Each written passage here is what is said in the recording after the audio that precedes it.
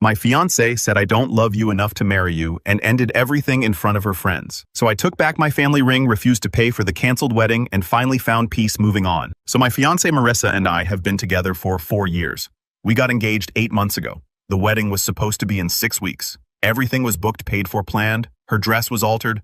My groomsmen had their suits. We'd sent the invitations. This was happening. Or so I thought. Let me back up. Marissa is a creative strategist at a big marketing firm. I'm a mechanical engineer. We've always been different personality types. She's spontaneous and creative. I'm methodical and practical, but it worked. Or I thought it worked. She loved trying new restaurants and planning weekend trips. I loved having someone pull me out of my comfort zone. We balanced each other out. Last Tuesday, she texted me about doing brunch on Saturday with her 3 closest friends. She said it would be nice to have something light and fun before the final stretch of wedding stress. I said sure. I like her friends well enough.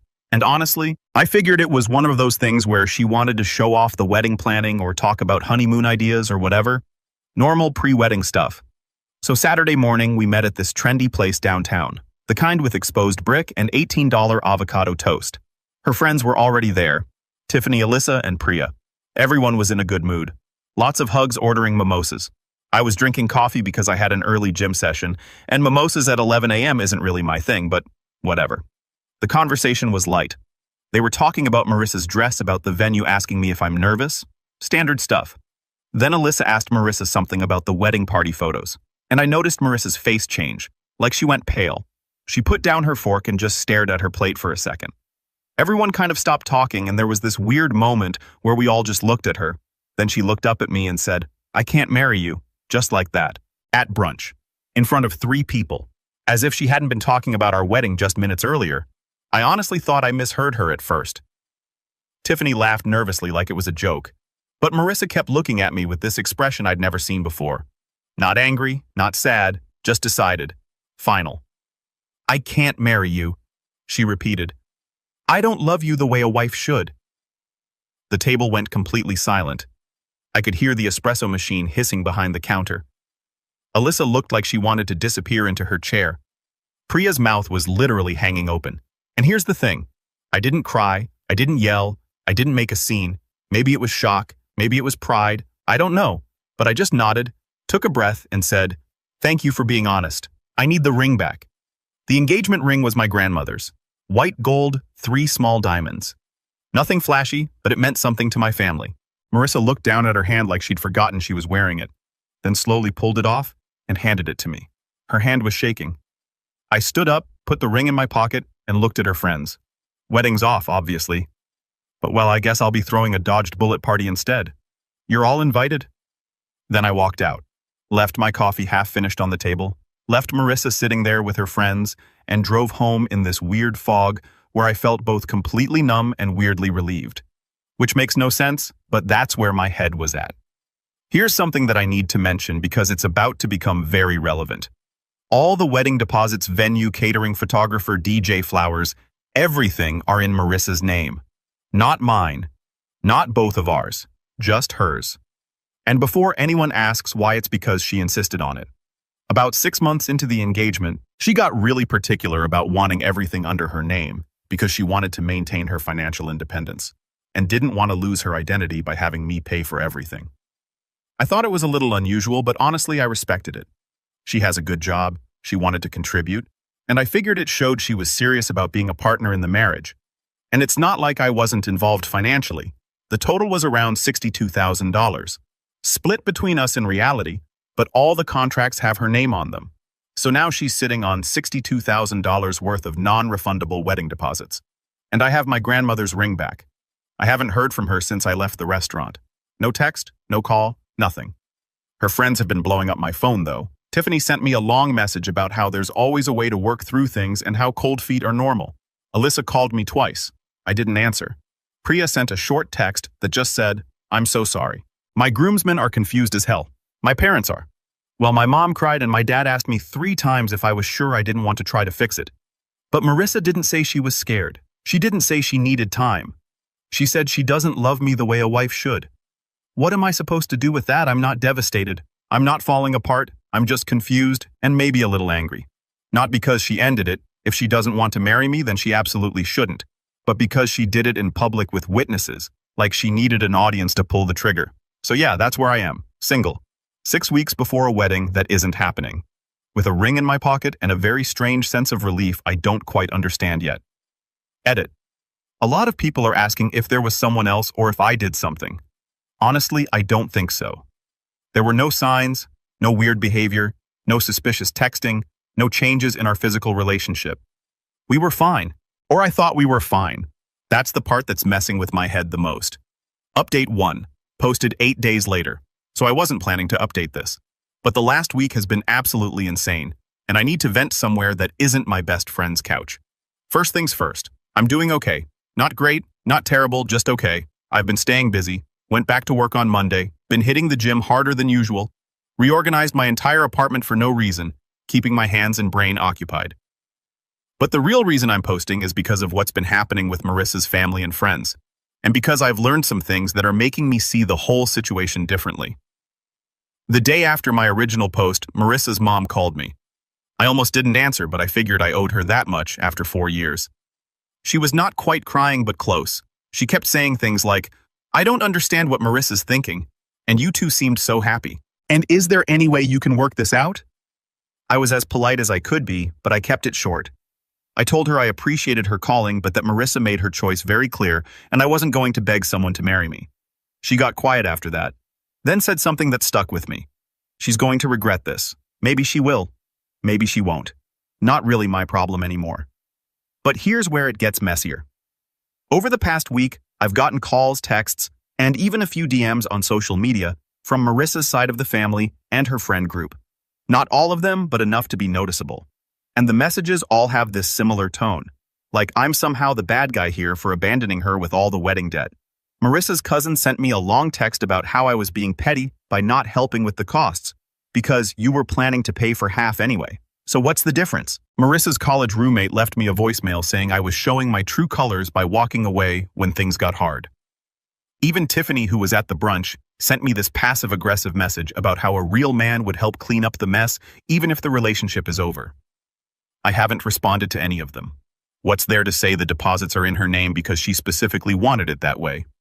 I didn't abandon her, she ended it herself. But apparently in their minds, I'm supposed to swoop in and save her from the financial fallout of her own decision. Then 3 days ago, Marissa showed up at my apartment. I wasn't expecting her. I heard the doorbell around 7 p.m., looked through the peephole, and there she was. For a second, I thought about not answering, but that felt childish. So I opened the door. She looked tired. Not crying, not emotional, just worn out. She asked if she could come in. I said, "Sure." We sat in my living room, her on the armchair, me on the couch, and she got right to it. "I need your help with the wedding costs," she said. No preamble, no apology, just straight to the point. "I can't cover all of it on my own, and you were planning to pay half anyway. I'm asking you to honor that." I'm not going to lie, I was stunned. Not because she asked, but because of how she asked. Like it was a business transaction, like we were negotiating a contract. I asked her, "Why would I pay for a wedding that isn't happening?" She said, "Because you're capable of it, and I'm drowning here." Here's the thing. She's not wrong that I'm more financially stable than her. I make more money, I have more savings, I live more conservatively. But that's not the point. The point is that she chose to end the engagement. She chose to have everything in her name. And now she wants me to bail her out. I told her no. I said, "You wanted independence, you have it." And to my surprise, she didn't yell, she didn't cry. She just nodded, stood up, and left. And that was it. Haven't heard from her since.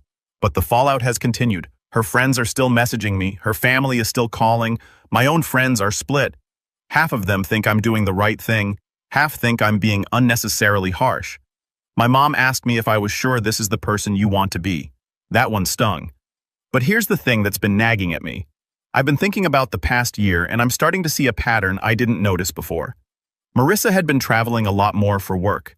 Not just normal business trips, but international conferences, weekend workshops, networking events all over the place.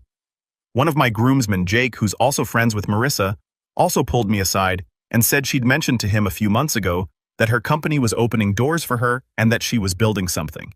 And she never really went into detail about those trips either.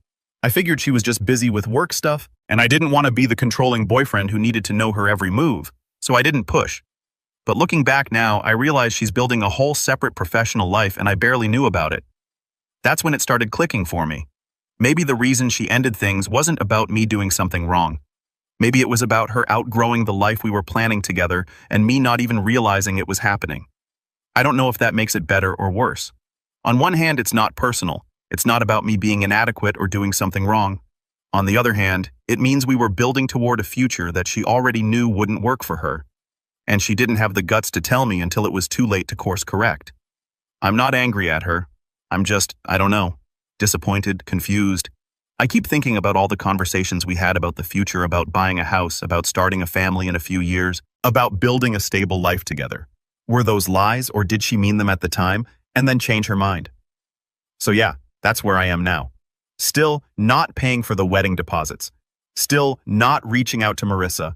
Still processing the fact that I almost married someone who was already halfway out the door without me even noticing. The Dodged a Bullet party is still happening next weekend, by the way.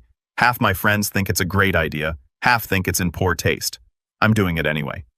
Not to mock Marissa, but because I need to mark this moment somehow. I need to reclaim my life and move forward, and a party with my actual friends seems like a good way to do that. Thanks for listening, Reddit. This community has been weirdly helpful in sorting through my head. Update 2 posted 12 days after Update 1. This is probably going to be my last update because things have reached a weird kind of resolution that I didn't see coming. So after my last post, I expected more of the same. Marissa's family and friends continuing to message me, the guilt trips, the passive-aggressive comments about doing the right thing. But instead, something really strange happened. Complete silence. Marissa stopped reaching out. Her friends stopped messaging. Her family stopped calling. It was like someone flipped a switch and suddenly everyone just disappeared from my life. No explanation, no final message, just radio silence. At first I was relieved. I figured they'd finally accepted that I wasn't changing my mind about the deposits and they'd moved on. But after a few days, it started feeling weird. Too quiet, too sudden.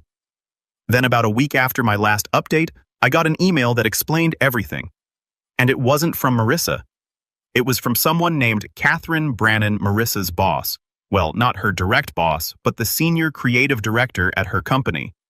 The subject line was, "Request to speak personal matter," which confused me as hell. Since when do bosses get involved in their employees' personal relationships? But it wasn't that at all. I'm going to paraphrase the email because it was long, but the basic gist was this. Catherine wasn't just Marissa's superior. She'd been her mentor for 5 years since Marissa first joined the company. They'd developed a close professional relationship that had become somewhat personal over time. She wasn't trying to defend Marissa or excuse what happened.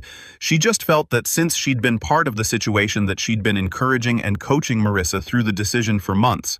And she'd watched Marissa agonize over how to tell me. She owed me the context that Marissa couldn't bring herself to provide. And then she dropped the bomb. Marissa indeed didn't leave me for someone else. She didn't leave me because she fell out of love. She left me because she accepted a position with her company's European division. A massive career opportunity that involves leading creative strategy for a multi-city expansion project. The job requires her to travel constantly. We're talking 10 to 14 days per month split between London, Amsterdam, and Berlin for at least the next 3 years. The position came with a significant raise, massive professional visibility, and the kind of career trajectory that people in her field dream about. Catherine explained that Marissa had been interviewing for the role for 6 months since before we got engaged. The final decision came down 2 months ago, right around the time we sent out wedding invitations. Marissa knew the job was incompatible with the life we planned. She knew I wanted stability, a house in the suburbs, kids in the next few years. She knew I'd never agreed to a long-distance marriage or a life where she was gone half the month. So she made a choice. She didn't tell me about the job. She didn't ask me to compromise or adjust our plans. She just ended it at a brunch in front of her friends because she'd convinced herself that was kinder than having a long, drawn-out conversation where I tried to make it work and she'd have to keep saying no. Catherine's email ended with this. She didn't break the engagement to hurt you. She broke it before you two built a life that neither of you would thrive in. She loved you enough to let you go before you resented her for choosing her career. I hope you can understand that. I sat with that email for a long time, read it 3 or 4 times. And I'll be honest, I didn't know how to feel. On one hand, I was furious. She knew about this job for 6 months and didn't tell me. We spent 6 months planning a wedding, talking about our future, making decisions together. And the whole time she was holding this massive secret. She let me believe we were on the same page when we absolutely weren't. On the other hand, I get it. I do. If she told me about the job, I would have tried to compromise. I would have suggested long distance or delayed plans for kids or tried to adjust my career so I could travel with her. I would have twisted myself into knots trying to make it work because that's what you do when you love someone, right? You make it work. But she knew me well enough to know that I'd be miserable. I'd resent the distance. I'd resent the constant travel. I'd resent feeling like I was building a life alone while she chased her dreams across Europe, and she'd resent me for making her feel guilty about it. So she ended it quickly, cleanly before we got any more entangled. Was it the right way to do it? Hell no. The brunch thing was cowardly. The secrecy was unfair. But I think I understand the logic now. She didn't choose her job over me. She chose the version of herself she's been becoming. The version that wants to travel, to lead, to build something big. And that version doesn't fit with the version of me who wants Sunday dinners, a yard, a predictable schedule, and kids before I'm 35. Neither of those versions is wrong. They're just incompatible. I haven't responded to Catherine's email yet. I'm not sure what to say. Part of me wants to reach out to Marissa directly and ask why she couldn't just tell me the truth. But another part of me thinks there's no point. It's done. The engagement is over. The wedding is canceled. We're both moving on to the lives we actually want. Not the life we tried to build together.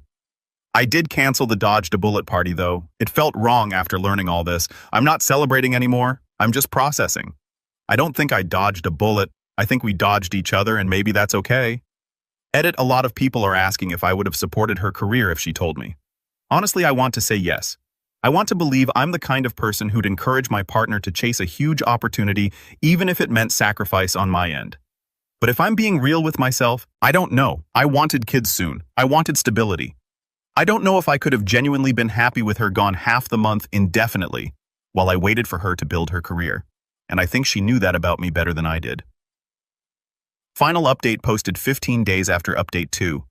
I wasn't going to post again, but something happened yesterday that made me feel like I owed this community one final update. You guys have been following this story from the beginning, and I think you deserve to know how it actually ends. The Dodged a Bullet party happened after all. Not the way I originally planned it, but it happened. After I found out about Marissa's job and the real reason she ended things, I canceled the party. It felt petty and small to celebrate when I understood what she'd actually been dealing with. But my friends, specifically Jake, my best man, who would have been convinced me to do something smaller. Not a Dodged a Bullet party, but more of a reclaiming my life thing. Just close friends, low-key at my place. Beer, pizza, hanging out. A way to mark the moment and move forward. So last Friday, about a dozen people came over. It was good. Honestly, it was really good. We played cards, told stories, laughed about stupid stuff from college. Nobody brought up Marissa unless I did, and I mostly didn't. It felt like the first night in weeks where I wasn't drowning in all of this. Around 10 p.m., my phone buzzed with an email notification.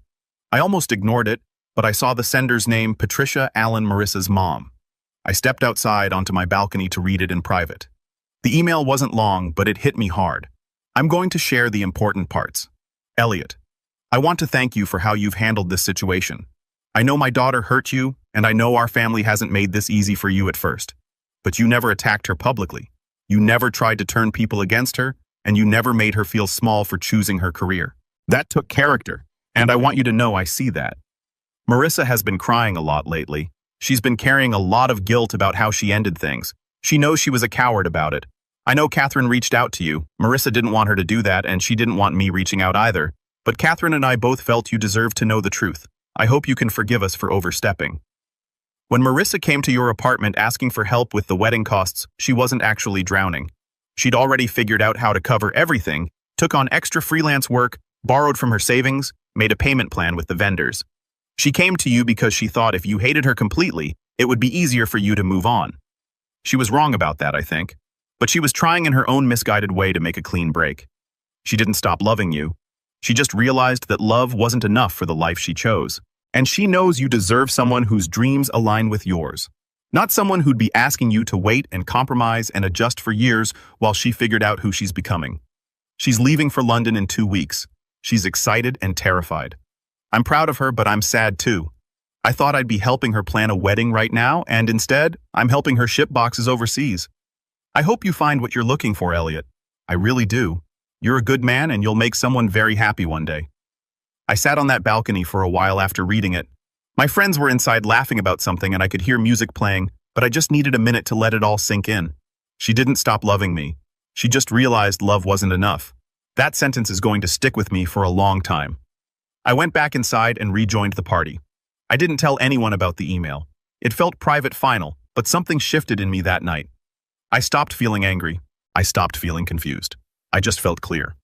So here's where I land on all of this. Marissa made the right call, not in the way she did it. The secrecy was unfair, the brunch thing and everything that came after was still a terrible choice. But in ending the engagement, yeah, she was right. I wanted a life she couldn't give me. She wanted a life I couldn't support. We loved each other, but we weren't going in the same direction. And trying to force it would have destroyed us both. I've been thinking about what her mom said, that I deserve someone whose dreams align with mine. And she's right. I deserve someone who wants the same kind of life I want. Someone who gets excited about the idea of a backyard and kids and Sunday dinners. Someone who sees stability as a foundation, not a cage. And Marissa deserves someone who wants to explore the world with her.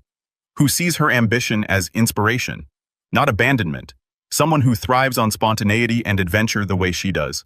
We weren't those people for each other, and that's okay. I'm not angry anymore. I'm not hurt anymore. I'm just moving forward. A few practical updates before I sign off for good. The wedding would have been this weekend. Instead, I'm going hiking with Jake and a few other friends. Getting out of the city, clearing my head, spending time with people who actually want to be in my life. After reading Patricia's email, I sent Marissa about half of what the wedding deposits cost. I didn't tell her I was doing it, just did a bank transfer. I don't want to feel like I owe her anything, and I don't want her to have sacrificed financially for a wedding that was supposed to be ours. We both walked away from that future. We should both eat the cost. I haven't talked to Marissa since the day she came to my apartment. I don't plan to. We don't need closure or a final conversation. Her mom's email was enough. And as for Marissa, I hope she crushes it in London. I hope she builds the career she wants and becomes the person she's meant to be. We weren't meant to share a life together, but I don't regret the 4 years we had. She taught me a lot about myself, what I want, what I need, what I'm not willing to compromise on.